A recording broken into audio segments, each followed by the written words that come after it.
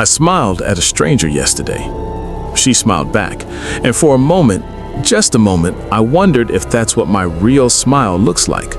Because the one I've been using, I think I learned it from someone else.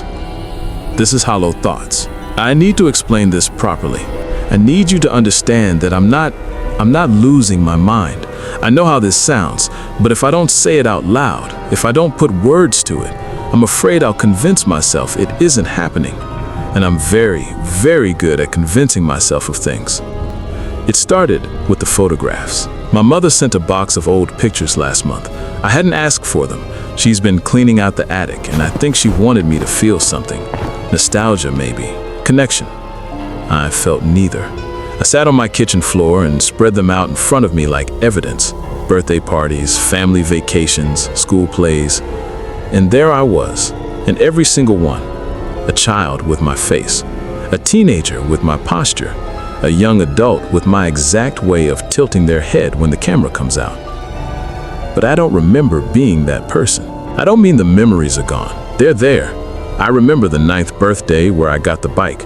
I remember the beach trip where my father burned his shoulders so badly he couldn't sleep for days.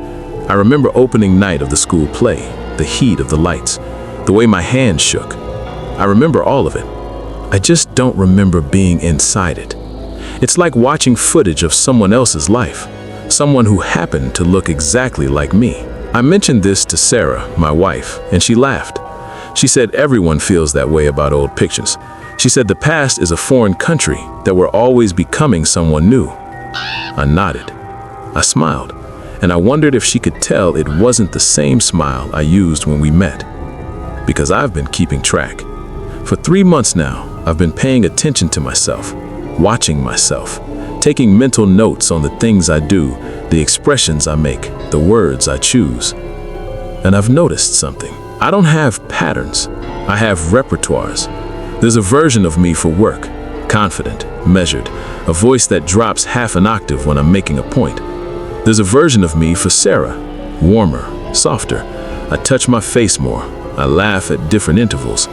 There's a version of me for my mother on the phone, patient, slightly distant. I use her phrases, mirror her cadence. None of these versions feel more real than the others. None of them feel like home. I thought that was normal. Isn't that what everyone does? Adapt, adjust, read the room and become what's needed? But then I started noticing the gaps, the silences between performances. When I'm alone, truly alone, I don't know what to do with my face. I don't know where to put my hands. I sit very still and I feel empty. Not sad, not peaceful, just absent. Like a theater between shows. I try to remember when this started. I traced it back carefully, methodically, the way you trace a crack in a foundation, looking for the source. College felt like performance. High school felt like performance. Middle school? I remember being 12. I remember deciding. I don't know how else to describe it. There was a moment, a specific, locatable moment when I understood something about the world, something about how it worked, how people worked. I was watching the popular kids, the ones who moved through spaces like they owned them, the ones who never seemed to hesitate, never seemed to second guess. And I realized they weren't more real than me.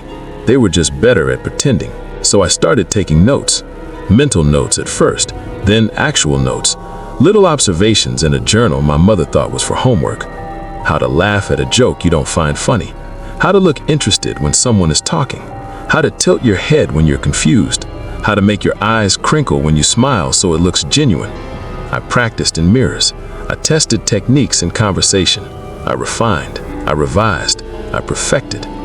And it worked. It worked so well. By high school, I had friends. By college, I was well liked. I learned how to tell stories that made people lean in. I learned how to ask questions that made people feel heard. I learned that most human connection is just pattern recognition. People want to feel seen. And all you have to do is hold up the right mirror. I became very good at mirrors. I became so good that I forgot I was doing it. And now I can't find what was underneath. I've been trying. That's what the last 3 months have been. An excavation. I sit alone in my car sometimes, parked somewhere quiet, and I try to feel something. Anything. Something that isn't a response to stimulus, something that isn't a social cue. I try to find a preference that's really mine, a thought that didn't come from somewhere else, an emotion that isn't performed. And there's nothing. Not nothing as in empty, nothing as in static, white noise, a frequency that never resolves into a signal. I told myself this was depression. That would make sense. That would be explicable. But depression feels like something, doesn't it? Depression is sadness or numbness or weight. This is none of those. This is the absence of a self where a self should be. And the worst part, the part I haven't been able to say until now, is that I don't think there was ever anything there. I think I've been performing since before I can remember. I think the person in those photographs, the child in those birthday pictures, was already doing what I'm doing now. Already watching, already adapting, already building a character from observation. I don't think I learned to pretend at 12. I think I just became conscious of it at 12. I think before that, I was pretending without knowing. And what does that make me? What is a person who has never had an authentic moment? Sarah tells me she loves me. She says it every night before we sleep. And I say it back. I've practiced saying it back. I know exactly how to weight the words, where to pause, how to make my voice soften at the end. I've convinced her. I've convinced everyone. But I don't know what love is supposed to feel like. I know what it looks like. I know its choreography. I know the gestures, the thoughtful gifts, the attentive listening, the way you're supposed to look at someone like they're the only person in the room. I do all of those things. And sometimes I catch her looking at me with such genuine warmth, such unguarded affection, and I feel nothing.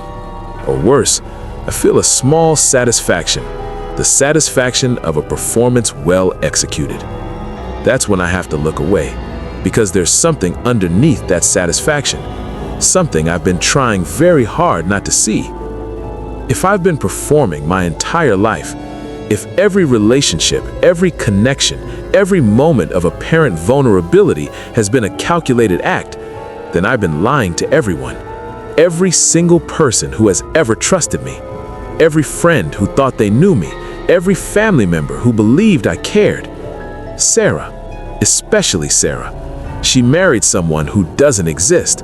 She shares a bed with a character I invented. She tells her secrets to a mirror, and I let her. I let her believe she was loved because the performance required it, because I needed someone to tell me I was real. I think that's why I do it, the performing, the constant, exhausting mimicry. I think somewhere in whatever passes from my core, I believed that if enough people loved me or loved what they thought was me, then maybe it would become true. Maybe I could borrow their certainty. Maybe I could become real through consensus. It hasn't worked. I've been trying for 37 years, and I feel further from myself than ever. The other night, I couldn't sleep. I got up and went to the bathroom, careful not to wake Sarah. I stood in front of the mirror.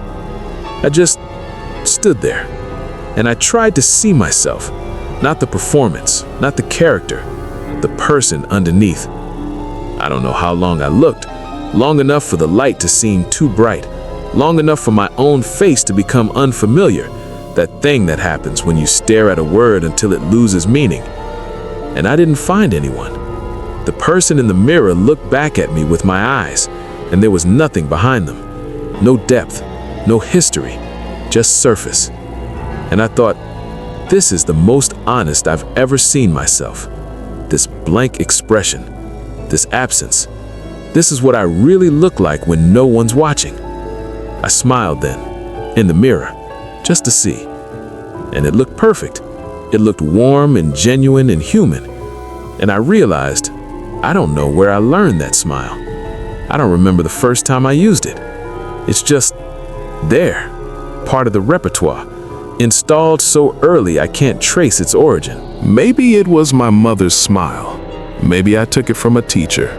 Maybe I saw it on television and practiced it until it became mine. Except it isn't mine. None of them are mine. I've spent my whole life collecting pieces of other people, and I called the collage a self. I'm telling you this because I don't know what else to do. I can't tell Sarah. How would I even start? I'm sorry, but the person you married is a character I invented at 12. I'm sorry, but I've never felt a genuine emotion in our entire relationship. I'm sorry, but I've been conducting a decade-long experiment to see if being loved could make me real, and the results are in, and they're negative. I can't do that to her. So I'll keep performing. I'll keep being the husband she thinks she has. And maybe, this is the thought that keeps me functional, maybe it doesn't matter. Maybe there's no difference between pretending to love someone and loving them. Maybe the performance is the thing. Maybe authenticity is just a story we tell ourselves. Maybe I'm not broken. Maybe I just see clearly what everyone else ignores. That's what I tell myself. That's what I need to believe. But there are cracks. More and more lately. Moments where the performance slips. Last week, Sarah's father died. I held her while she cried. I said all the right things. I was present, attentive, supportive. And the whole time, I was watching myself do it. I was evaluating my performance. I was taking notes. And when it was over, when she finally fell asleep against my shoulder, I felt tired. Just tired. Not sad for her, not relieved it was over, just the fatigue of a long shift. I looked down at her sleeping face, and I thought, she has no idea who's holding her. No one does. Sometimes I wonder if the reason I can't find myself is that there's nothing to find, that I was born without something essential, some core that other people have, some center of gravity that keeps them anchored to their own lives. I drifted. I adapted. I became whatever was needed. And now, there's no way back. There's no original version to return to, just layers of performance all the way down. The mirror shows someone else because there is no one else. There's just the mirror, reflecting whatever's in front of it. I'm telling you this, whoever you are, because I think you might understand. Not because you're like me. I hope you're not like me. But because maybe you felt something close to this. Maybe you've had a moment, just a moment, where you caught yourself performing, where you wondered if the face you show the world has any connection to something real, where you looked in the mirror and didn't quite recognize what looked back. If you have, I'd like to know. Not because it would fix anything, but because it would mean I'm not the only one who's noticed. If this found you in that quiet place, that space between who you show and who you are, then maybe we're having the same thought right now. And maybe that's a kind of connection, even if neither of us knows who's on the other end. Consider staying with hollow thoughts, not for answers, there aren't any, just for the company, in the dark, where the masks come off and we see what's underneath, even if it's nothing. Even if it's nothing.